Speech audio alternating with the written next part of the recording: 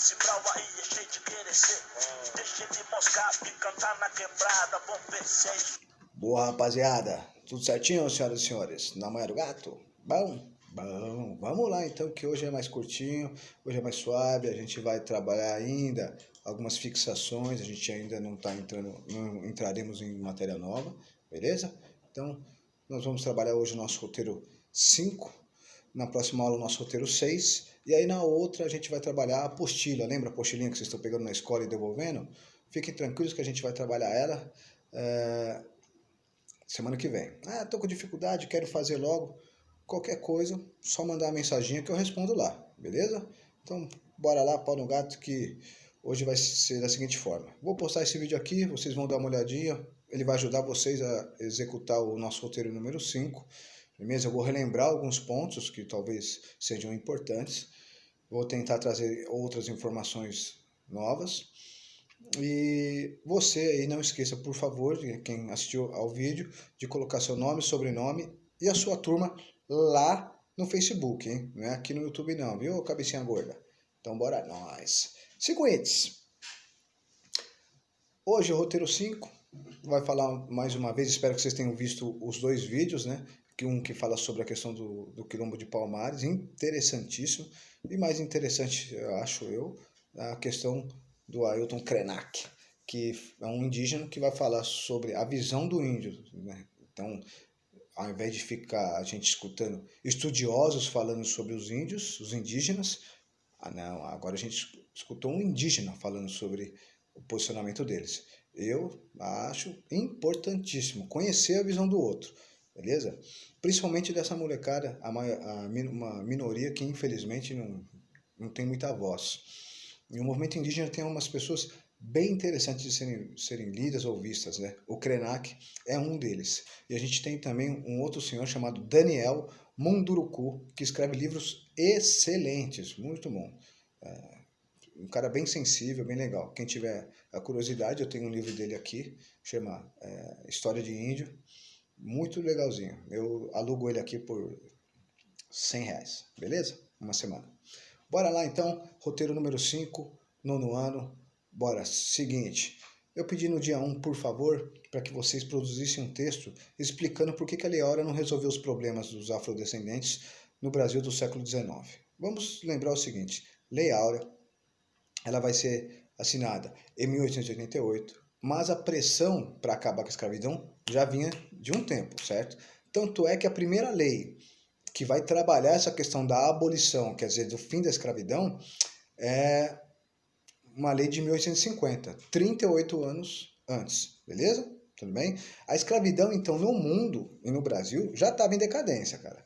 Alguns municípios e alguns estados, antes da Lei Áurea ser assinada, já tinham acabado com a escravidão. Temos, por exemplo, um estado, o estado do Ceará, que em 1884 já tinha feito uma lei, que o estado podia fazer essa lei, que acabava com a escravidão. Outros estados foram também, e outras cidades, foram acabando com a escravidão antes da Lei Áurea. Então você tem Rio Grande do Sul, algumas cidades acabaram com a escravidão. São Paulo, aqui em São Paulo, Cruzeiro, Taubaté, Pindamonhangabes, a região do Vale do Paraíba, algumas cidades foram acabando com a escravidão antes da Lei Áurea. Firmeza? Tudo bem? Ótimo. Havia já, a partir de 1850, quando foi decretada, 1850, hein, a Lei Eusébio de Queiroz, ela proibiu trazer escravos da África, beleza? Você não podia mais trazer, mas podia escravizar. Não acabou com a escravidão, ela acabou com o tráfico negreiro. Firmeza? O tráfico de escravos vindos da África não podia mais ocorrer. Beleza. Mas aqui você podia comprar e vender escravos a rodo. Certo? Isso em 1850. E isso aconteceu porque os ingleses pressionavam, a gente conversou isso no final do ano passado, havia uma pressão muito grande na Inglaterra para acabar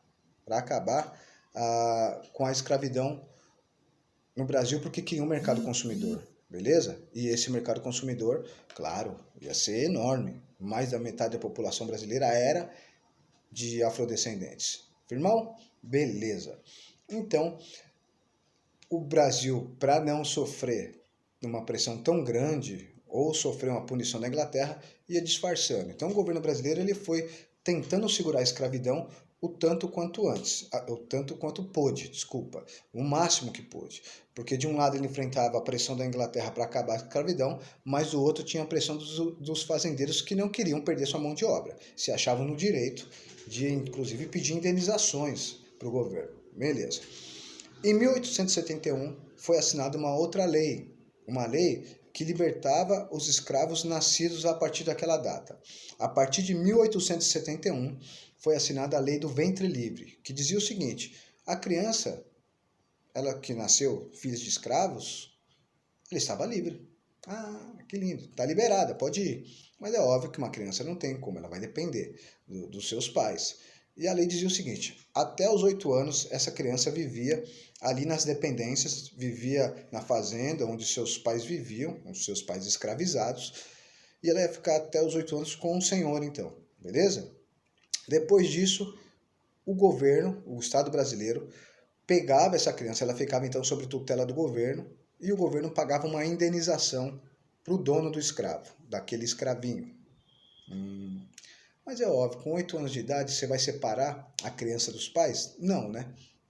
Então qual que era a segunda opção? A primeira opção era essa: 8 anos o governo assume a criança, beleza?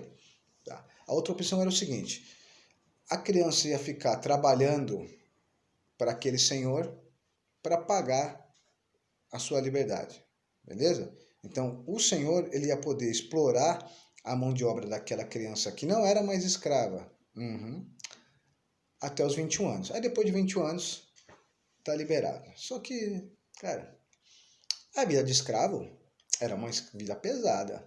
21 anos, beleza, você não estava acabado, velho, zoado como professor de história aos 39 anos, mas você não tinha muito tempo de vida depois não, beleza? Com 30, 35 anos, você já era um escravo velho, beleza? E é óbvio, né? Você acha que alguns senhores liberavam? Dava com 21 anos, via que o escravo estava fortão, eles davam um jeito de segurar aquele escravo lá para continuar trabalhando, beleza? A pressão foi aumentando, a pressão não parava. E em 1885, o governo brasileiro assinou uma outra lei, a lei dos sexagenários. Sexagenários tem a ver com quem vive 60 anos, beleza? Que dizia o seguinte: os escravos acima de 60 anos estavam livres. Ha! Tá, pode ir, vai. Fez 60 anos? Abre a porteira e vai. Só tem uma questão que a gente também já conversou em sala de aula. Com 60 anos, tipo, primeiro, você chegar, você ia ser o Bozo. Era raro. E segundo, se chegasse, você ia estar tão zoado, mas tão debilitado, que você não ia produzir nada. Ou seja, era melhor até para o dono da fazenda liberar você. Então, essa lei não beneficiou muito os escravos, não. Tá bom? Mas a pressão aumentou. A pressão aumentou e em 1888, a princesa Isabel, que estava governando no lugar do pai, porque o pai foi fazer um tratamento na Europa para a doença que ele tinha, ela assinou a Lei Áurea, beleza? Princesa Isabel, ela sofreu, assim como o pai dela, Dom Pedro II, uma pressão muito grande da Inglaterra e dos movimentos abolicionistas, porque também tinha muita gente aqui, movimentos organizados, inclusive de afrodescendentes, que queriam o fim da escravidão, que a gente chama de movimentos abolicionistas, beleza? Esses movimentos vão fazer uma pressão principalmente nas áreas urbanas, mas, claro, porque é onde você tinha uma concentração maior. Você tinha muitos escravos que já, ex-escravos, desculpa, que já tinham conseguido comprar sua liberdade. Então você tinha uma população de ex-escravos bastante grande, que a gente chama de escravos alforreados, que tinham conseguido comprar sua liberdade. E o escravo, quando ele conseguia comprar sua liberdade, ele continuava trabalhando para tentar, pelo menos na maioria das vezes, né? Na maioria das vezes o ex-escravo continuava trabalhando para tentar comprar a liberdade de parentes ou amigos, beleza? Inclusive a gente tem até organizações de ex-escravos que trabalhavam e juntavam, faziam um fundo, juntavam dinheiro para ir comprando liberdade de afrodescendentes escravizados. Bom, em 88 então a escravidão acabou aqui. Beleza. Só que foi uma escravidão, uma abolição, um fim da escravidão sem cidadania nenhuma. Por quê? Os negros eles ficaram sem trabalho, sem moradia, e ainda tinham que enfrentar o preconceito da sociedade, que olhava para esses ex-escravos como trabalhadores preguiçosos, como trabalhadores não produtivos, certo? Vamos lembrar que o escravo era tido como um trabalhador não muito produtivo, mas que a forma de incentivar esse trabalhador era na base da chicotada. Então, é muito difícil, beleza? Há também uma preocupação em tentar, que a gente conversou sobre isso, em tentar melhorar o Brasil. Como? Branqueando a população, europeizando, beleza? Então, houve uma tendência em dar trabalho para o imigrante europeu e não dar trabalho para o ex-escravo. Havia essa preferência clara, beleza? Que a gente chamou já de eugenização, certo? A eugenia, tentar branquear o Brasil, deixar o Brasil melhor, deixar ele branco. Isso é gravíssimo.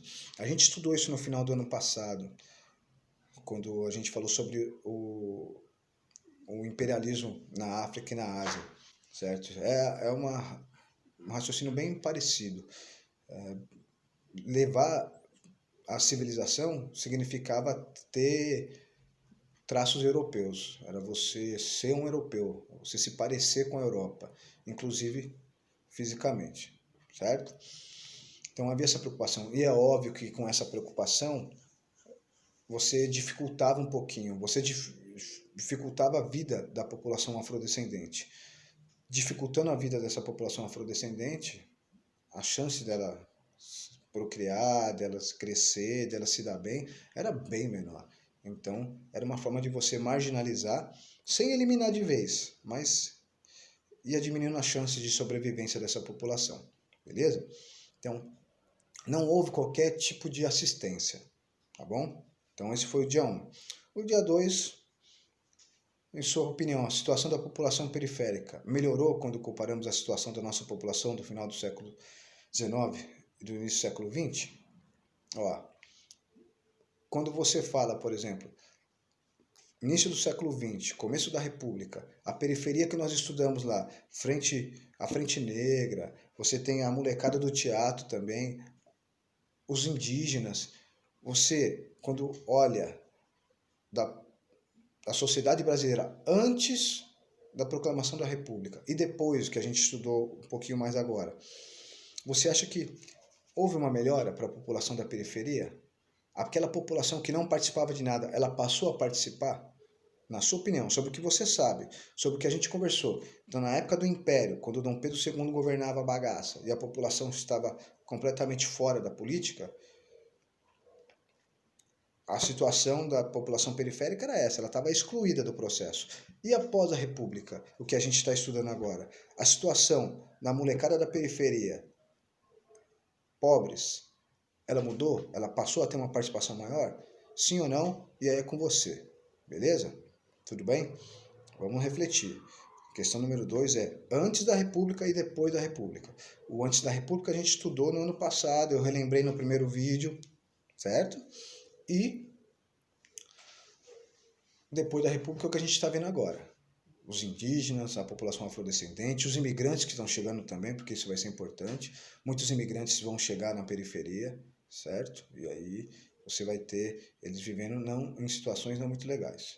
Bom, esse foi o dia 2, agora nós vamos para o dia 3. E aí o dia 3 é você olhar para si.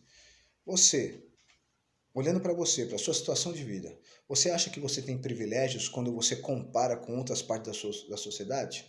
Sim ou não? E o porquê? Lembrando o seguinte, quando você for se comparar a outras partes da sociedade, você tem que olhar para cima e para baixo, beleza? Quem está em condições melhores, quem não tem condições piores. Você acha que você não tem privilégios? Põe aí por quê?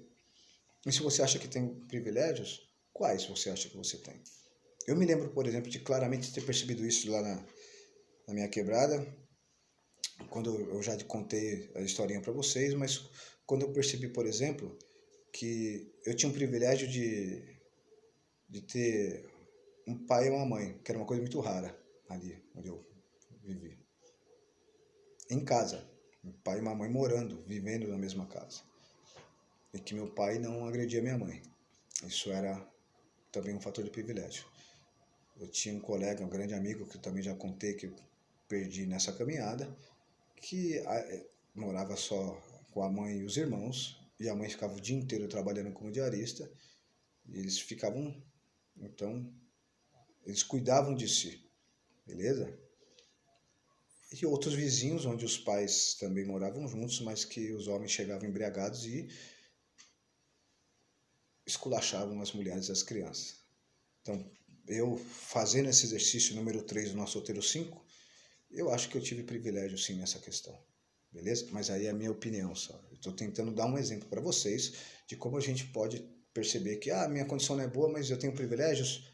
Pode ser. Mas tem gente que tem mais privilégio que eu? Pode ser também.